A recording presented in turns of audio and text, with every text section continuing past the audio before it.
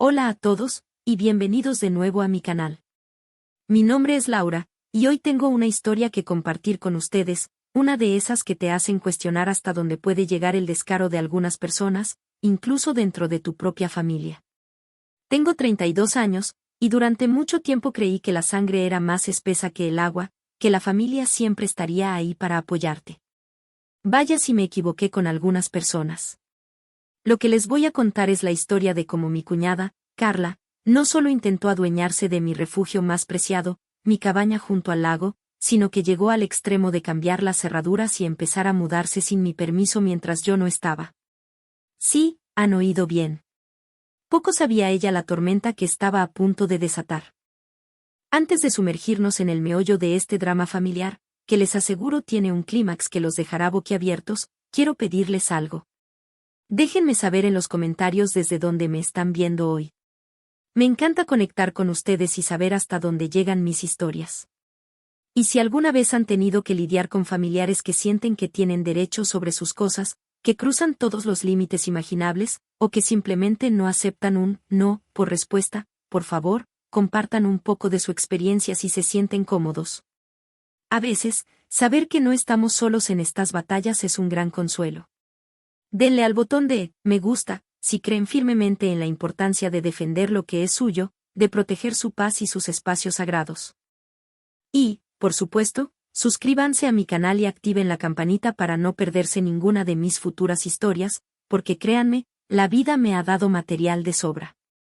Ahora sí, para que puedan entender la magnitud de la audacia de Carla, y porque su intento de invasión me afectó tan profundamente, necesito llevarlos un poco atrás en el tiempo.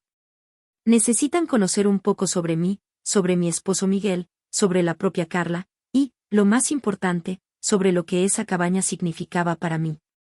No era solo una construcción de madera y piedra, era una extensión de mi ser, un santuario tejido con sueños, sacrificios y recuerdos muy queridos.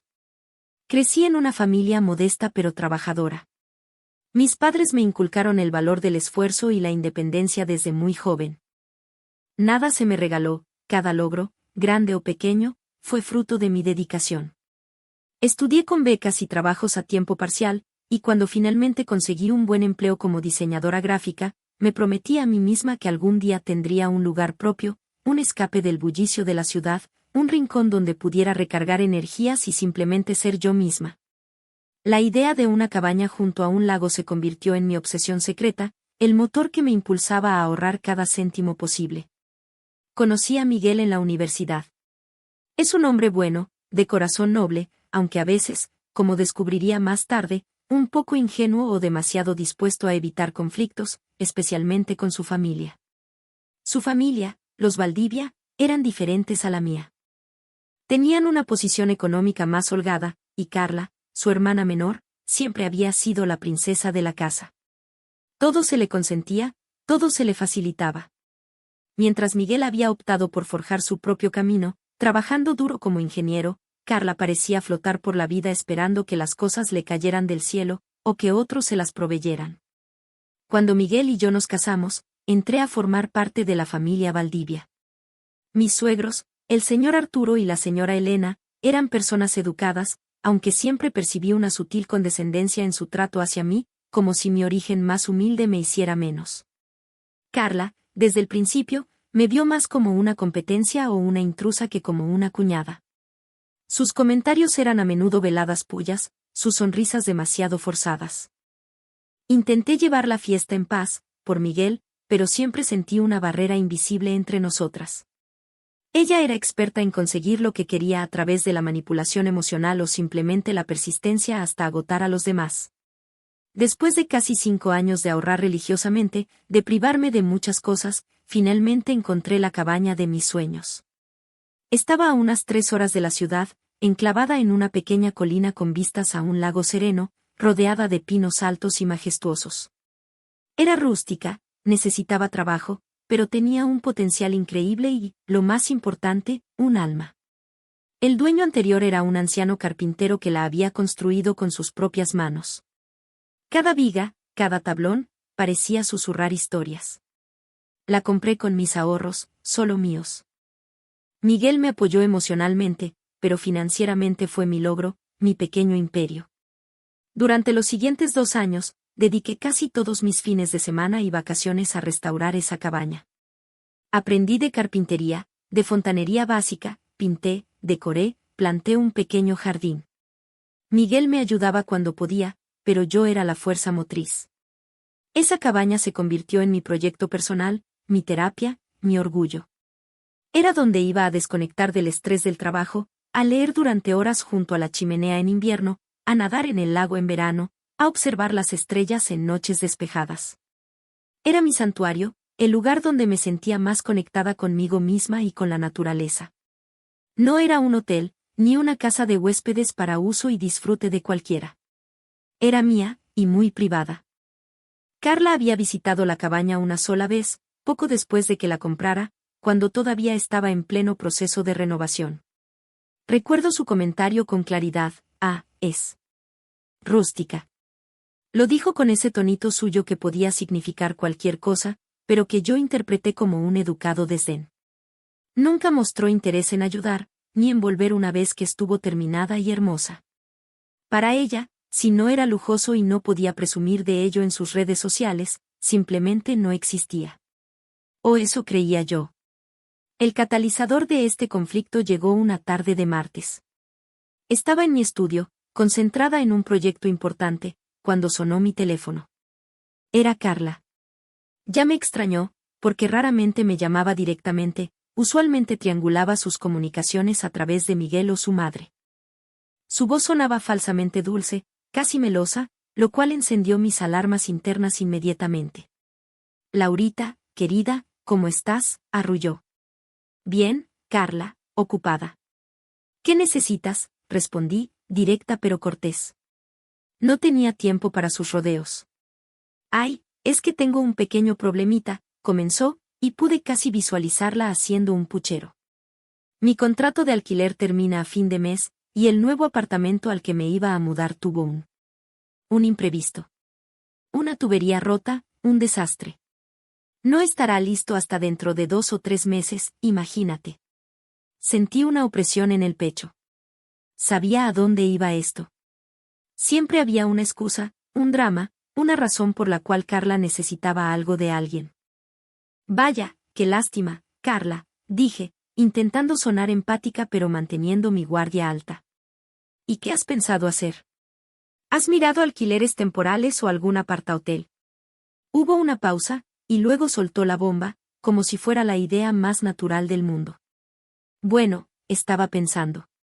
Ya que tú casi no usas la cabaña entre semana, y es tan espaciosa y tranquila.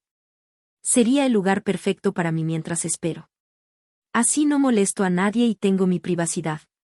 Me quedé en silencio un momento, procesando la audacia. ¿Mi cabaña? ¿El lugar que apenas conocía y al que había mirado por encima del hombro? Ahora era, espaciosa y tranquila, y griega, perfecta para ella. La ironía era palpable. Carla, empecé con cuidado, me alegra que pienses que mi cabaña es bonita, pero no es una opción. Es mi espacio personal, mi refugio. No la presto, ni la alquilo. Además, voy con frecuencia, incluso entre semanas y necesito desconectar. Esto último era una verdad a medias, a veces pasaban semanas sin que pudiera ir, pero el punto era que era mía para usarla cuando yo quisiera, no cuando a otros les conviniera. Su tono cambió sutilmente. La dulzura se tiñó de una ligera impaciencia. Pero, Laura, sería solo por un par de meses. Prometo cuidarla como si fuera mía. Además, somos familia. No estamos para ayudarnos. Ahí estaba. La carta de la familia. Siempre la usaba cuando quería salirse con la suya. Carla, entiendo que estés en una situación complicada, pero la cabaña no está disponible, repetí, más firme esta vez. Quizás tus padres podrían ayudarte a encontrar algo temporal, o podrías quedarte con ellos unos días. Sabía que vivir con sus padres no era una opción atractiva para ella, precisamente por eso apuntaba a mi cabaña, buscando independencia sin coste. Pero mamá y papá tienen la casa llena con la tía Consuelo de visita, es imposible, exclamó, su voz ahora con un toque de victimismo. Y tú tienes esa casa enorme allí, vacía la mayor parte del tiempo. no te costaría nada, Laura. De verdad, no entiendo por qué eres tan inflexible. Inflexible. Esa era yo, por querer proteger mi propiedad, mi paz, mi santuario ganado con tanto esfuerzo. La conversación siguió por unos minutos más en el mismo tono. Yo manteniéndome firme, ella intentando diferentes ángulos de manipulación, la súplica, la culpa, la ligera insinuación de que yo era egoísta. Finalmente, colgó con un suspiro dramático y un «bueno, ya veré qué hago», que sonó más a amenaza que a resignación. Mi reacción inmediata fue una mezcla de irritación y alivio. Alivio por haber terminado la llamada, irritación por su descaro. ¿Por qué la gente como Carla siempre asumía que tus límites eran negociables, que tus «no» eran en realidad un «quizás si insistes lo suficiente»? Sentí esa vieja punzada de frustración que siempre aparecía en mis interacciones con ella. No era solo la cabaña, era el patrón constante de entitlement, de esperar que el mundo se adaptara a sus necesidades sin considerar a los demás. Una parte de mí, una muy pequeña y rápidamente acallada, se preguntó si estaba siendo demasiado dura. ¿Pero por qué debería sentirme culpable por proteger algo que era tan intrínsecamente mío, tan vital para mi bienestar? No, mi decisión era la correcta. La cabaña era mi línea roja. Esa noche, le conté a Miguel la conversación con Carla. Él suspiró, frotándose la sien. «Ay, mi hermana», murmuró. «Siempre igual. No te preocupes, cariño, hablaré con ella y con mis padres. Entenderán que la cabaña es tuya y es diferente». Agradecí su apoyo, pero una pequeña semilla de duda se instaló en mi mente. Conocía la dinámica de su familia. Carla era experta en torcer las cosas, en presentarse como la víctima, y mis suegros tendían a ceder ante sus dramas. Esperaba que Miguel fuera lo suficientemente firme. Él me aseguró que lo sería. «Tú tienes razón, es tu espacio. Yo la apoyaré a buscar otras opciones, pero la cabaña no se toca», dijo, dándome un beso en la frente. Me sentí un poco más tranquila, pero la inquietud persistía, como una sombra en el fondo de mi mente. Los días siguientes fueron tensos. Carla no me volvió a llamar, lo cual interpreté como una señal de que estaba enfadada pero que quizás había desistido. Qué ingenua fui. Lo que no sabía era que estaba operando en las sombras, tejiendo su red. Un par de días después, recibí una llamada de mi suegra, Elena. Su tono era amable, pero con ese matiz de reproche apenas disimulado que también manejaba. «Laura, querida», Miguel me comentó lo de Carlita y la cabaña, comenzó. «Entiendo que es tuya, por supuesto, pero pobrecita, está tan angustiada. No encuentra nada decente y asequible a corto plazo. Y tú sabes cómo es ella, tan sensible». Sensible. Esa era una forma elegante de decir consentida y dramática. «Suegra, ya le expliqué a Carla mis razones», respondí con calma, aunque por dentro mi paciencia se estaba agotando.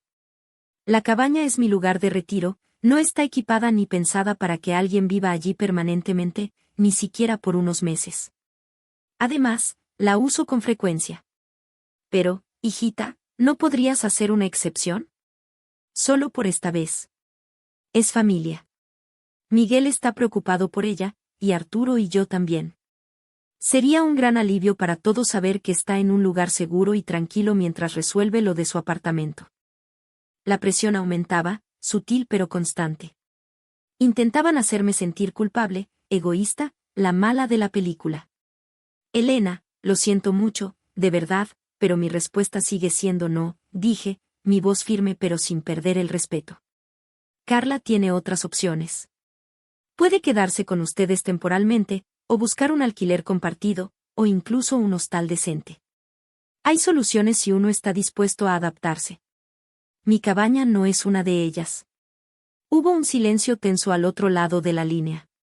«Bueno, Laura», dijo finalmente mi suegra, su voz ahora notablemente más fría. «Esperaba un poco más de flexibilidad de tu parte. Parece que a veces olvidas lo que significa ser familia». Y colgó. Me quedé con el teléfono en la mano, temblando ligeramente de ira y frustración. ¿Olvidar lo que significa ser familia? ¿Acaso significaba ceder constantemente a los caprichos de uno de sus miembros a expensas de tu propio bienestar? me sentía acorralada, juzgada. Hablé con Miguel esa noche, y él se mostró molesto con su madre. Voy a volver a hablar con ellos, prometió. Esto no está bien. Te están presionando injustamente. Pero yo sabía que Carla no se rendiría fácilmente, y que mis suegros eran sus mejores aliados en esta campaña de desgaste. Durante la semana siguiente, el ambiente fue gélido. Carla me evitaba por completo, y mis suegros apenas me dirigían la palabra en la cena familiar del domingo, a la que asistí sintiéndome como una acusada en un juicio. Miguel intentaba mediar, pero era evidente que estaba atrapado entre dos fuegos. Empecé a sentirme cada vez más aislada, como si yo fuera la única que veía la irracionalidad de la petición de Carla. ¿Tan difícil era entender que alguien quisiera tener un espacio propio e inviolable? ¿Era egoísmo o simplemente autoprotección? Me aferraba a la segunda opción, aunque sus miradas de reproche intentaban convencerme de la primera. La necesidad de escapar a mi cabaña se hizo imperiosa. Necesitaba ese aire limpio, esa soledad reconfortante, ese recordatorio tangible de mi independencia y mi fuerza. Decidí ir el siguiente fin de semana. El viernes por la tarde, después de un día de trabajo particularmente agotador, empaqué una pequeña maleta, me despedí de Miguel, quien tenía un compromiso de trabajo y no podía acompañarme, y conduje hacia el lago. Ansiaba la paz, el silencio roto solo por el canto de los pájaros o el susurro del viento entre los pinos. Mientras conducía, una extraña sensación de aprensión comenzó a invadirme. No podía identificarla, era como una nube oscura en el horizonte de mi mente. Intenté desecharla, atribuyéndola al estrés de la semana y a la tensión con la familia de Miguel. Pero a medida que me acercaba a la cabaña, la sensación se intensificaba. El camino de tierra que llevaba a mi propiedad estaba bordeado de árboles altos, y el sol de la tarde se filtraba creando juegos de luces y sombras. Normalmente, esta vista me llenaba de alegría y anticipación. Hoy, sin embargo, sentía un nudo en el estómago. Cuando finalmente llegué al pequeño claro donde se alzaba mi cabaña, algo me pareció diferente. Al principio no supe qué era. Estacioné el coche y me bajé, estirando las piernas. El aire era fresco, olía a pino y a tierra húmeda. Todo parecía normal. Las cortinas de encaje que había cosido con tanto cariño estaban corridas, como siempre las dejaba. Las macetas con geranios en el porche lucían bien. Pero entonces, mis ojos se fijaron en la puerta principal. Y mi corazón dio un vuelco. La cerradura. No era mi cerradura. La que yo había instalado era una cerradura de seguridad robusta, de color bronce antiguo, que combinaba con el estilo rústico de la cabaña. La que estaba ahora en la puerta era una cerradura moderna, plateada, brillante y completamente ajena al lugar. Me quedé paralizada, mirando fijamente esa pieza de metal ofensiva. Un escalofrío recorrió mi espalda. ¿Qué significaba esto? ¿Había habido un intento de robo? Alguien había forzado la entrada. Con manos temblorosas, saqué mi llavero y probé mi llave. No entraba. Forcé un poco, pero era inútil. La cerradura era diferente. Mi llave no servía. El pánico comenzó a subir por mi garganta como una marea helada. Miré alrededor, buscando alguna señal, alguna explicación.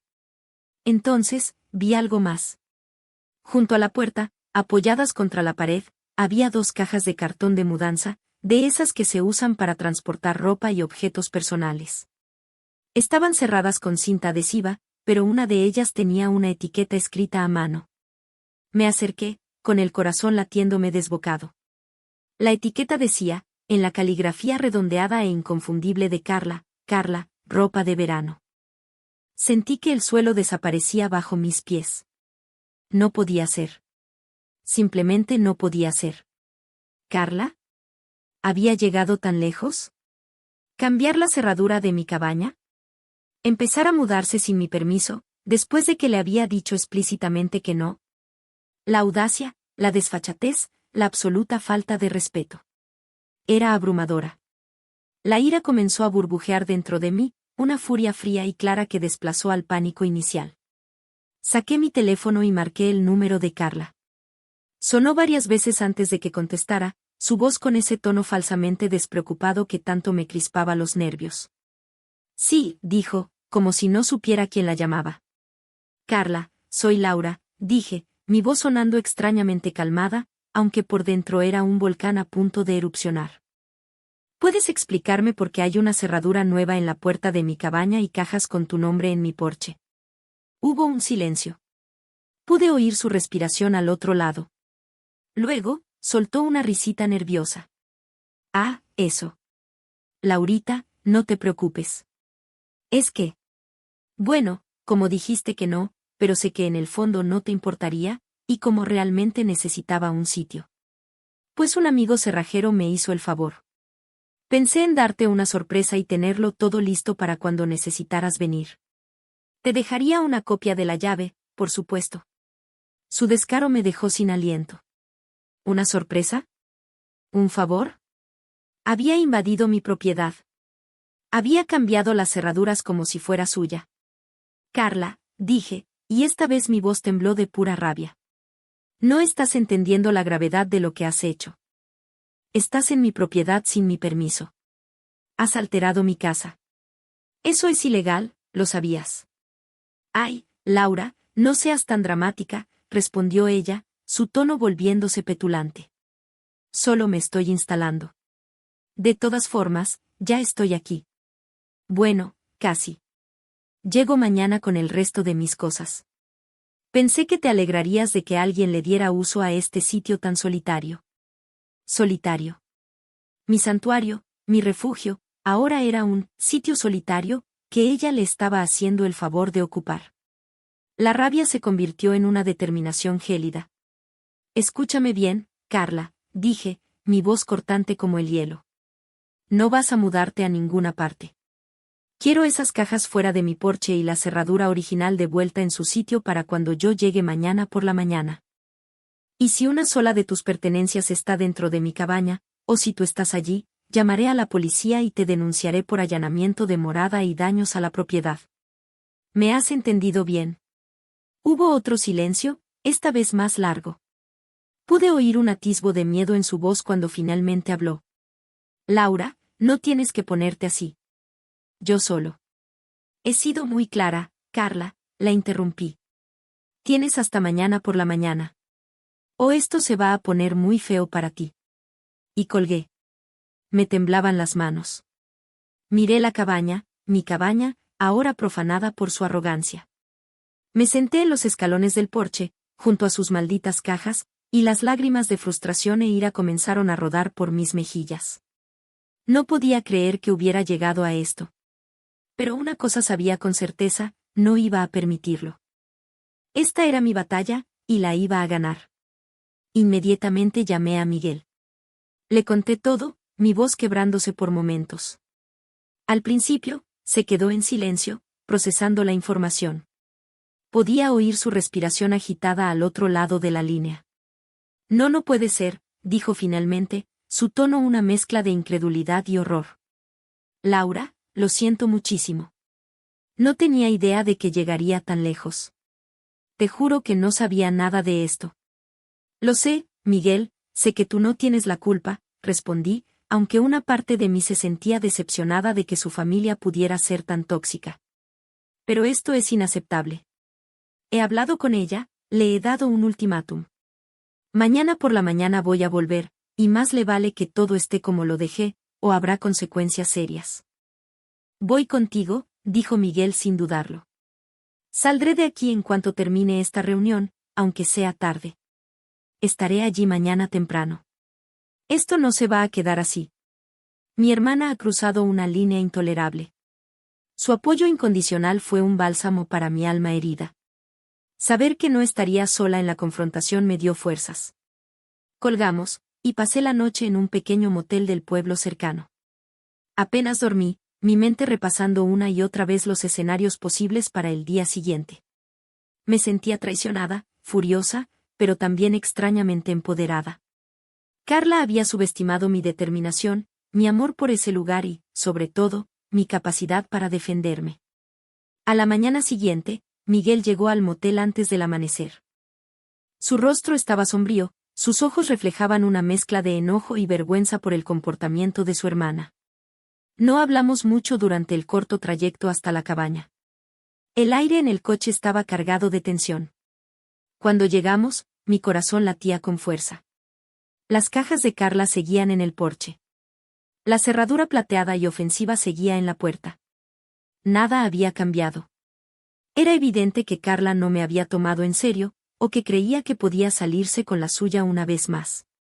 Increíble, susurró Miguel, apretando los puños. Simplemente increíble. Justo en ese momento, un coche se detuvo detrás del nuestro. De él bajaron Carla y, para mi total consternación, mis suegros, Arturo y Elena. Carla lucía desafiante, con una sonrisa petulante en los labios. Mis suegros parecían incómodos, pero también resignados, como si hubieran venido a apoyar la inevitable ocupación. «Ah, ya están aquí», exclamó Carla con falsa alegría, como si fuéramos invitados a su nueva morada. Justo a tiempo para ayudarme con el resto de las cosas. Traje café y pastelitos, para que hagamos una pausa agradable. Me quedé mirándola, atónita por su absoluta desconexión con la realidad. ¿Pastelitos? Una pausa agradable. Miguel dio un paso al frente, su rostro una máscara de furia contenida. «Carla, ¿qué demonios crees que estás haciendo?», preguntó, su voz grave. «Laura te dijo claramente que no podías quedarte aquí. ¿Y cambias la cerradura? Empiezas a mudarte». «Ay, hermanito, no seas tan dramático», respondió Carla, agitando una mano con desdén. «Solo me estoy adelantando un poco». Laurita eventualmente habría entrado en razón. Además, mamá y papá están de acuerdo en que es la mejor solución para mí en este momento. Miré a mis suegros.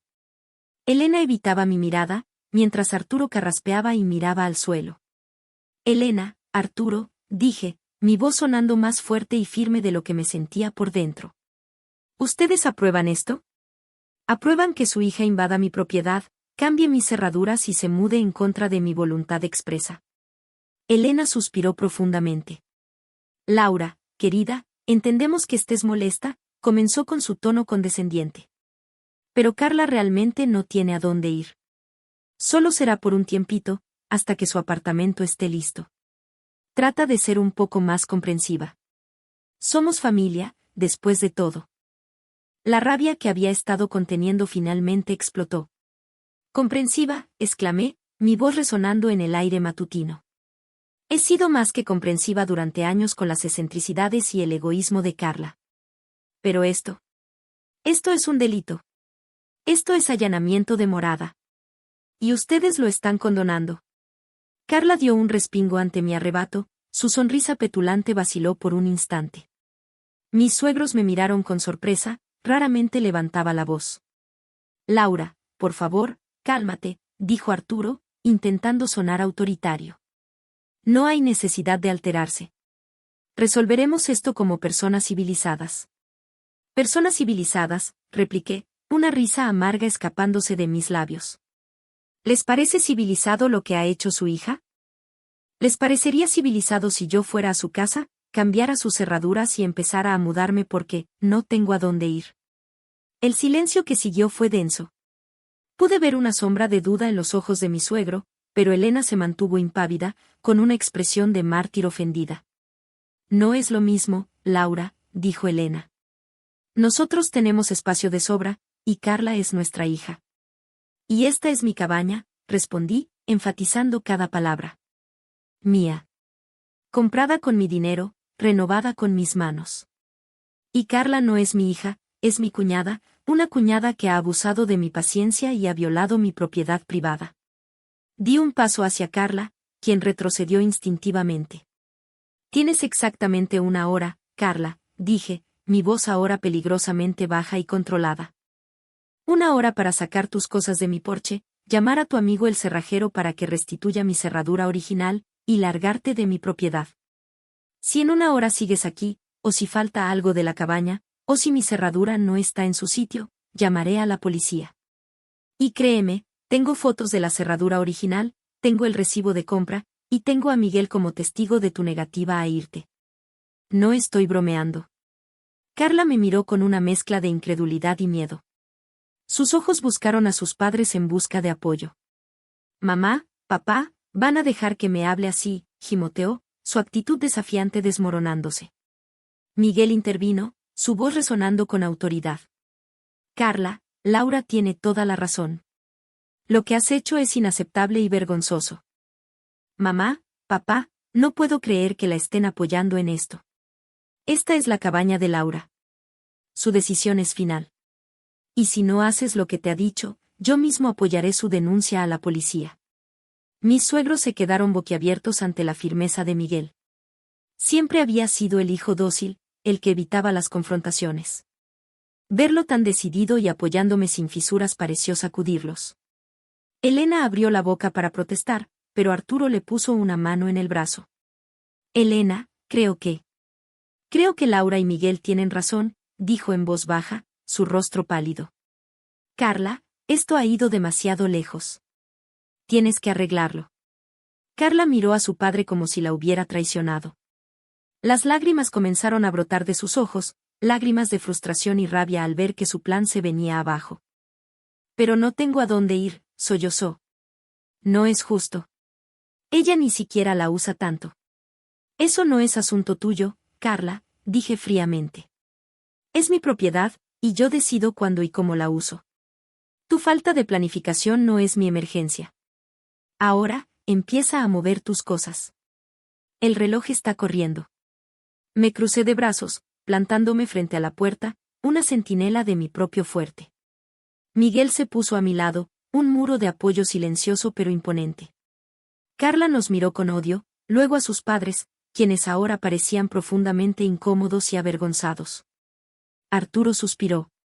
Vamos, Carla. Te ayudaremos a llevar tus cosas al coche. Y llama a ese cerrajero. Ahora. Lo que siguió fue una hora tensa y humillante para Carla. Bajo la mirada vigilante mía y de Miguel, y con la ayuda renuente de sus padres, comenzó a cargar sus cajas de vuelta a su coche. Murmuraba entre dientes, lanzándome miradas asesinas de vez en cuando, pero la determinación en mi rostro y la firmeza de Miguel la mantenían a raya. Llamó al cerrajero, su voz temblorosa y llena de resentimiento. Mientras esperábamos al cerrajero, mis suegros intentaron hablar conmigo. Laura, de verdad lo sentimos, comenzó Elena, pero la interrumpí. Guárdatelo, Elena, dije, mi voz carente de emoción. Sus disculpas llegan tarde y suenan vacías después de haberla apoyado activamente en esto. Hoy me han demostrado quiénes son realmente. Se encogieron ante mis palabras. Arturo bajó la cabeza, pero Elena me miró con una mezcla de ira y culpa. Sabía que mis palabras habían dolido, pero no me importaba. Habían cruzado una línea, y la confianza se había roto, quizás irreparablemente. El cerrajero llegó unos 20 minutos después. Era un hombre joven que parecía desconcertado por la situación.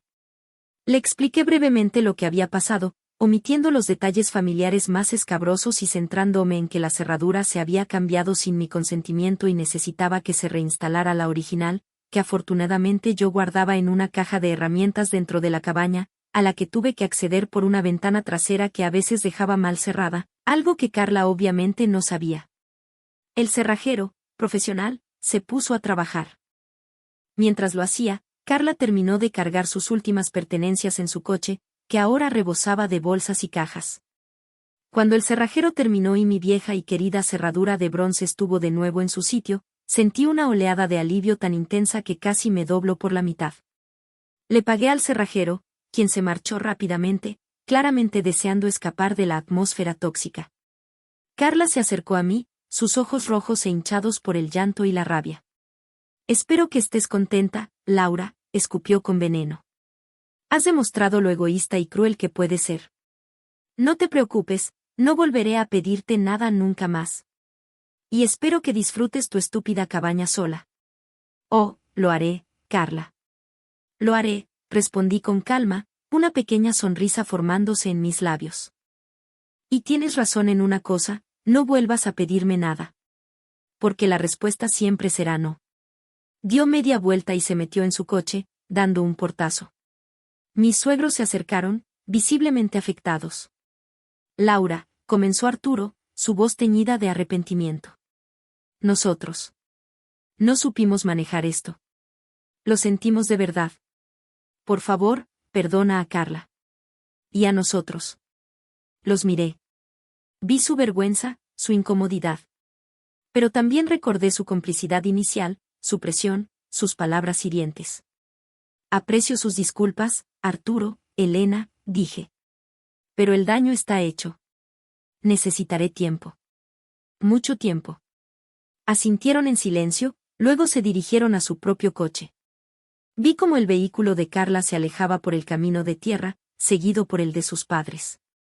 Y entonces, por fin, estábamos solos Miguel y yo, frente a mi cabaña, mi santuario recuperado. Me giré hacia Miguel y simplemente me derrumbé en sus brazos, las lágrimas ahora de puro agotamiento y alivio. Él me abrazó fuerte, acariciándome el pelo. Ya pasó, mi amor, susurró. Ya pasó. Lo hiciste. Defendiste lo tuyo. Estoy tan orgulloso de ti. Sus palabras eran el ancla que necesitaba. Lloré durante unos minutos, liberando toda la tensión acumulada de los últimos días, de las últimas horas. Cuando finalmente me calmé, levanté la cabeza y miré mi cabaña.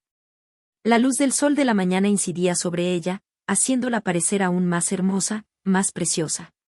Vamos adentro, dije, mi voz un poco ronca. Miguel asintió. Saqué mi llave, la introduje en mi cerradura, y la puerta se abrió con un suave clic. El interior estaba tal como lo había dejado, salvo por una fina capa de polvo y el olor ligeramente rancio del aire encerrado. Pero era mío. Intacto. Protegido. Pasamos el resto del día en la cabaña. Miguel me ayudó a ventilarla, a limpiar un poco. Preparamos un almuerzo sencillo con las provisiones que yo había traído.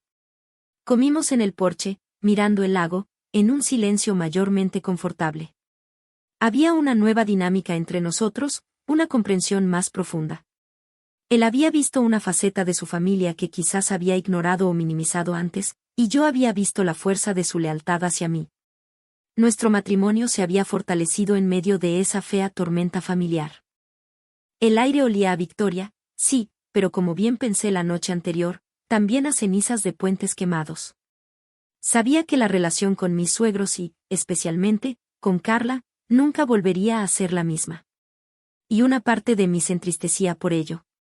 Pero otra parte, la que había luchado y ganado, se sentía liberada. Había establecido un límite, uno muy claro y muy firme. Y había aprendido que tenía el derecho y la fuerza para defenderlo. Las semanas siguientes fueron interesantes. Hubo un silencio sepulcral por parte de Carla y mis suegros. Las cenas dominicales se suspendieron, hasta nuevo aviso. Miguel hablaba con sus padres por teléfono de vez en cuando, las conversaciones eran tensas, cortas. Me contaban que Carla estaba viviendo temporalmente con una amiga, quejándose amargamente de su situación y culpándome a mí de todas sus desgracias. Mis suegros, según Miguel, estaban divididos. Su madre seguía pensando que yo había sido demasiado dura, mientras que su padre parecía haber comprendido la magnitud de la falta de Carla y estaba más avergonzado que enojado. Yo, por mi parte, me concentré en mi trabajo, en mi vida, en Miguel. Y, por supuesto, en mi cabaña. Empecé a ir con más frecuencia, incluso entre semanas si podía tomarme una tarde libre. Cada visita era una reafirmación de mi victoria, una reconexión con mi paz. La cabaña se sentía más mía que nunca.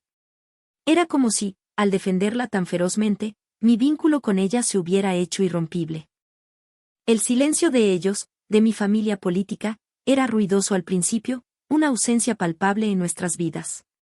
Pero, con el tiempo, mi propia paz interior, la que encontraba en mi trabajo, en mi hogar con Miguel, y especialmente en mi cabaña, se volvió mucho más fuerte, mucho más sonora que su resentido mutismo. Un par de meses después del incidente, sucedió algo inesperado. Miguel recibió una llamada de su padre. Arturo sonaba preocupado. Al parecer, la amiga con la que Carla se estaba quedando la había echado. La razón, según le confesó la amiga a Arturo, era que Carla era una invitada imposible, desordenada, no contribuía con los gastos y esperaba que la atendieran como en un hotel. Además, había intentado tomar prestado el coche de su amiga sin permiso para ir a una fiesta. La historia se repetía. Carla no aprendía. Arturo le preguntó a Miguel si Carla podría quedarse con nosotros, solo unos días, hasta que encuentre algo. Miguel, sin dudarlo un instante, le dijo que no. Papá, quiero a mi hermana, pero Laura y yo tenemos nuestros límites. Carla necesita aprender a ser responsable de sí misma. No vamos a ser su red de seguridad indefinidamente, especialmente después de lo que pasó con la cabaña. Luego, me pasó el teléfono. Laura, ¿estás ahí?, preguntó Arturo, su voz sonando cansada. Sí, Arturo, aquí estoy, respondí con calma. Escucha, yo. Entiendo la postura de Miguel. ¿Y la tuya? Lo que hizo Carla fue terrible. Y parece que sigue sin entender las consecuencias de sus actos. Solo te pido. Si sabes de algún sitio económico, alguna habitación en alquiler. Estamos desesperados. Elena está muy afectada. Sentí una punzada de compasión, no por Carla, sino por mis suegros, atrapados en el ciclo de habilitación de su hija. Arturo, dije suavemente, puedo buscar algunos anuncios de habitaciones o estudios pequeños. Se los enviaré a Miguel para que se los pase. Pero quiero ser muy clara, mi casa y mi cabaña no son una opción. Y cualquier ayuda que le brinden a Carla debe venir con condiciones muy estrictas sobre su comportamiento y responsabilidad. ¿Entendido, Laura? Gracias. De verdad, gracias, dijo, y pude oír un genuino alivio en su voz. Esa conversación marcó un pequeño punto de inflexión. No era una reconciliación completa, ni mucho menos, pero era un reconocimiento. Un reconocimiento de que yo tenía razón, de que mis límites eran válidos, y de que Carla era, en gran medida, la arquitecta de sus propios problemas. Les envié a Miguel algunos enlaces de alquileres modestos. Supimos después que Carla tuvo que aceptar uno de ellos, un pequeño estudio en una zona menos glamurosa de la ciudad, y que sus padres le estaban ayudando con el alquiler bajo la condición de que buscara un trabajo estable y fuera a terapia. Pequeños pasos. Con el tiempo, la relación con mis suegros comenzó a descongelarse lentamente. Empezaron a llamarme de vez en cuando, a preguntarme cómo estaba, a invitarme a tomar un café. Las conversaciones eran todavía un poco formales, cautelosas, pero ya no había esa tensión hostil de antes. Creo que, a su manera, estaban tratando de enmendar las cosas. Elena incluso me pidió disculpas formalmente un día, sus ojos llenos de una tristeza que parecía sincera. Laura, me equivoqué, dijo. Me dejé llevar por mi instinto de proteger a Carla y no vi el daño que te estábamos causando. Espero que algún día puedas perdonarnos. Acepté su disculpa. El perdón es un proceso, y el mío estaba en camino, aunque la confianza tardaría mucho más en reconstruirse, si es que alguna vez lo hacía por completo. Pero era un comienzo. Mis suegros ahora me trataban con una consideración, casi un respeto, que antes había sido desdén o indiferencia. Supongo que, como dije antes, es una forma de respeto ganada a pulso. ¿Y Carla? Bueno, esa es otra historia. Durante mucho tiempo, no supe nada de ella directamente. Miguel me contaba que estaba trabajando a tiempo parcial en una tienda, que seguía quejándose de su mala suerte, pero que al menos estaba cumpliendo con ir a terapia, aunque fuera a regañadientes. Un día, casi un año después del incidente de la cabaña, recibí un mensaje de texto suyo.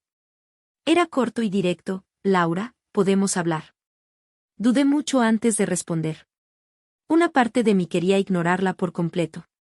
Pero otra, la que creía en la posibilidad del cambio, por pequeña que fuera, sintió curiosidad. Acepté encontrarme con ella en una cafetería neutral. Carla llegó puntual, lo cual ya era una sorpresa. Se veía diferente. Más delgada, quizás, y con una expresión menos arrogante en el rostro. Había una sombra de cansancio en sus ojos. Pedimos café y nos sentamos en un silencio un poco incómodo durante unos minutos. Finalmente, habló. Laura, comenzó, su voz más baja de lo habitual, Quería disculparme. La miré, esperando. Por lo de la cabaña, continuó, aunque le costaba mirarme a los ojos. Fui una idiota. Una completa y egoísta idiota. No tenía ningún derecho. Estaba desesperada, sí, pero eso no excusa lo que hice. Cambiar la cerradura. Fue horrible. Lo sé ahora. Era la primera vez que la oía admitir un error de forma tan directa, sin excusas ni justificaciones.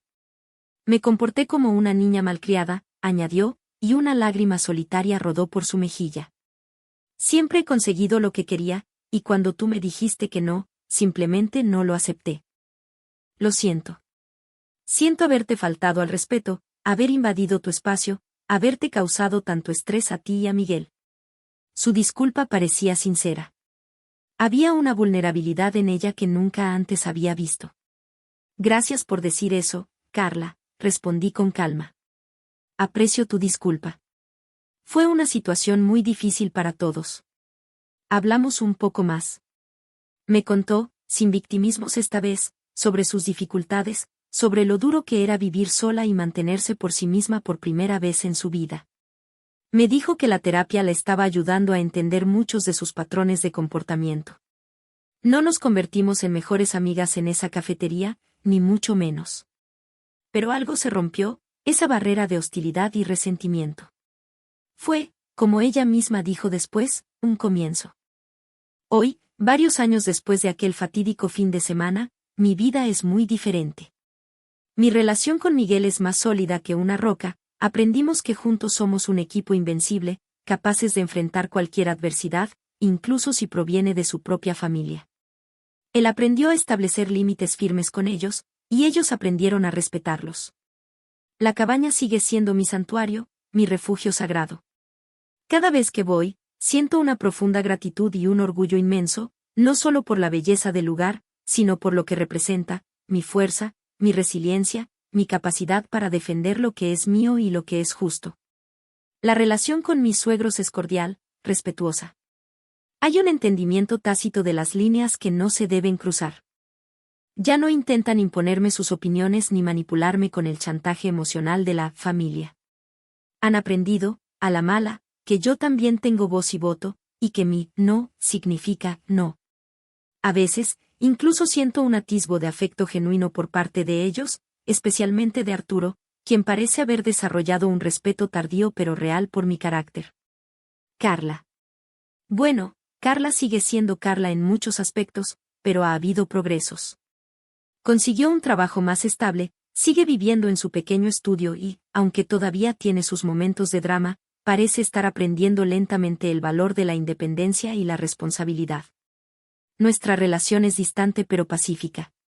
Nos vemos en reuniones familiares ocasionales, intercambiamos saludos corteses. No hay calidez, pero tampoco hay hostilidad. Es una tregua, una coexistencia funcional. Quizás algún día, con mucho más tiempo y esfuerzo por su parte, podría haber algo más. Pero no dependo de ello. Lo más importante que saqué de toda esta experiencia fue una profunda realización sobre mi propio valor. Durante mucho tiempo, había buscado la validación externa, especialmente de la familia de Miguel. Quería que me aceptaran, que me quisieran, que vieran mi valía. El incidente de la cabaña me enseñó, de la manera más dura posible, que mi valor es intrínseco. No depende de la aprobación de nadie más. Ya no necesito que me digan que soy buena, o fuerte, o merecedora. Lo sé. Lo siento en cada fibra de mi ser. Y esa, mis queridos espectadores, es la victoria más grande de todas. La paz interior que siento ahora, la confianza en mí misma, eso no tiene precio. Esta experiencia me enseñó lecciones cruciales.